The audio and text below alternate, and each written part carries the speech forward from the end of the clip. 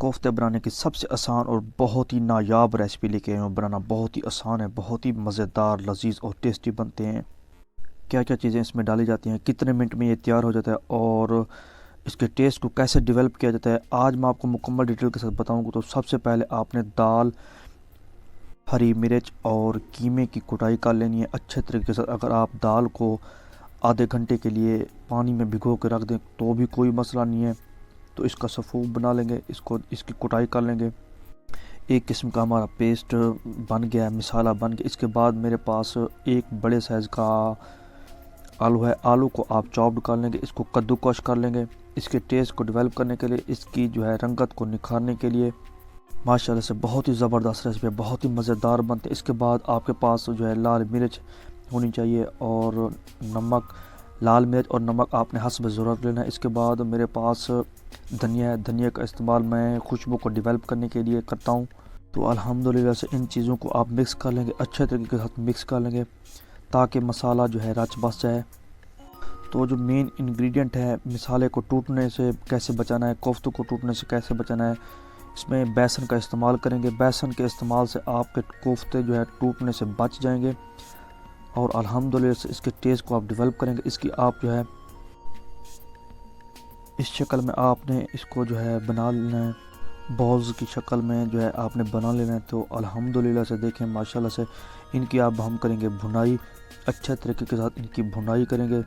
تو بسم اللہ الرحمن الرحیم, آپ نے خوبصورت سی کڑھائی لینی ہے, اس میں آپ نے ان کوفتوں کو ڈال لینا ہے. ان کی آپ نے اچھے طریقے کے ساتھ بھنائی کرنی ہے, لو میڈیم فلیم پہ ان کی بھنائی کرنی ہے.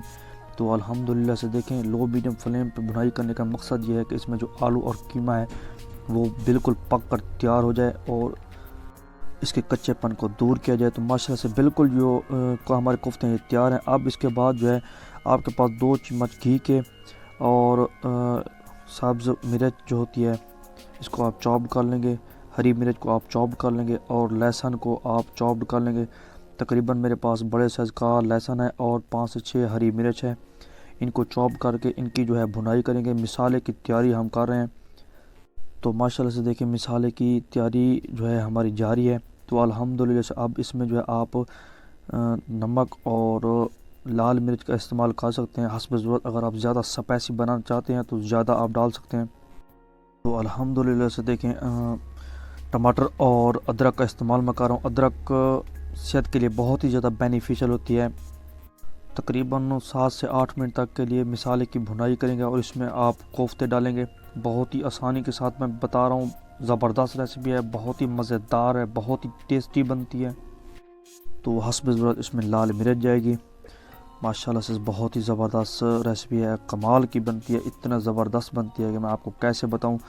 تو اس کے بعد اس میں نمک جائے گا, حسب ضرورت اس میں نمک جائے گا. آپ نے نمک اور لال مرچ کا خاص خیال کرنا, احتیاط کے ساتھ ڈالنی ہے کیونکہ آپ کے کوفتوں میں بھی آپ نے نمک اور لال مرچ کا استعمال کیا ہوا. اس کے بعد میرے پاس لہسن ہے, اس کے ذائقے کو ڈیولپ کرنے کے لیے اور اس کی رنگت کو نکھارنے کے لیے اور اس کے ٹیسٹ کو 4 چاند لگانے کے لیے آپ لہسن کا استعمال کریں گے. بہت ہی زبردست. تو ماشاءاللہ سے دیکھیں مسالے کی بھنائی کا جو پروسیس ہے تقریباً مکمل ہونے کو ہے. آپ گریوی دیکھ سکتے ہیں ماشاءاللہ سے بہت ہی زبردست, بہت ہی کمال کی گریوی بن چکی ہے. اب اس میں آپ کوفتوں کا استعمال کریں گے, کوفتے آپ اس میں ڈال دیں گے اور ان کوفتوں کو آپ خوب پکائیں گے.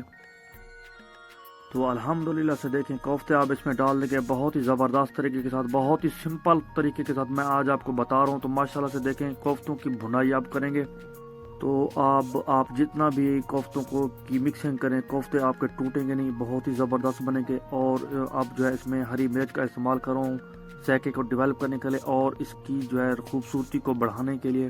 جب آپ کوفتوں کی بھنائی مکمل کر لیں تو آپ اس میں گریوی کے لیے پانی ڈال سکتے ہیں. تو الحمدللہ سے دیکھیں کوفتوں کی بھنائی ماشاءاللہ سے مکمل ہو چکی ہے. اب میں اس میں گریوی کے لیے پانی ڈال رہا ہوں, شوربے کے لیے پانی ڈال رہا ہوں.